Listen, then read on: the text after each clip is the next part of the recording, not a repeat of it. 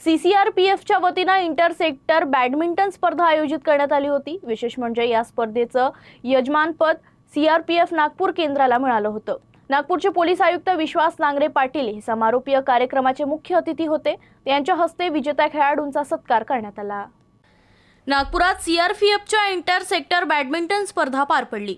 नागपुरातील सुभेदार क्रीडा संकुलात या स्पर्धेचं आयोजन करण्यात आलं होतं। 18 ते 21 ऑगस्ट दरम्यान पार पडलेल्या या स्पर्धेत देशभरातील विविध सेक्टरमधील CRPF अधिकारी आणि जवान खेळाडू सहभागी झाले होते। या स्पर्धेच्या समारोपीय कार्यक्रमाचे प्रमुख पाहुणे म्हणून नागपूरचे पोलीस आयुक्त डॉक्टर विश्वास नांगरे पाटील उपस्थित होते।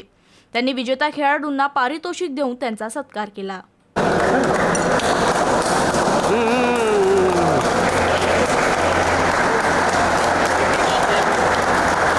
तर पोलीस आयुक्त डॉक्टर विश्वास नांगरे पाटील यांनी ही स्पर्धा शिस्तबद्धरित्या आणि उत्तम नियोजनाने पार पडण्यासाठी आणि उत्कृष्ट प्रदर्शन करण्यासाठी खेळाडूंसह आयोजन समितीचं कौतुक केलं। तर तंदुरुस्त राहण्यासाठी खेळ हा उत्तम पर्याय असल्याचं ते म्हणाले आहेत।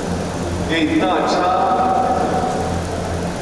समापन समारोह और इतनी अच्छी कामरेडरी, इतना अच्छा टीम वर्क, प्रसन्नता से सभी खिलाड़ीगण यहाँ आ रहे थे, चेहरे पे खुशी झलक रही थी। बहुत समाधान हुआ, आनंद हुआ कि इस कार्यक्रम में मुझे आपके साथ ये खुशी के पल शेयर करने का मौका मिला।